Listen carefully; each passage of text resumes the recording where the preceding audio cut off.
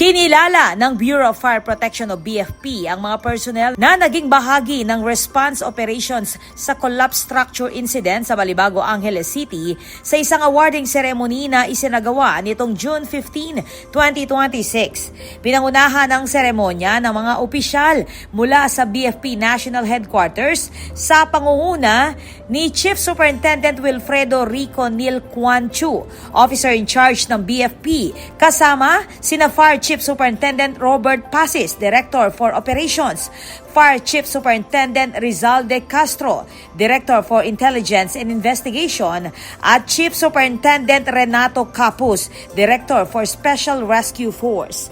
Kabilang sa mga pinarangalan, si Fire Senior Superintendent Bernard Rosete, Regional Director ng BFP Region 3, kasama ang mga opisyal, responders at support personnel na naging bahagi ng search, rescue, recovery at coordination operations matapos ang insidente sa Balibago. Ayon sa BFP, ang pagkilala ay para sa ipinakitang dedikasyon, professionalism at commitment ng mga personnel na tumugon sa emergency operation. Binigyang diin ng ahensya ang kahalagahan ng collective effort ng lahat ng responders at ang patuloy nitong pagbibigay sa mga kawani na nagpapakita ng natatanging serbisyo sa panahon ng sakuna at emergency.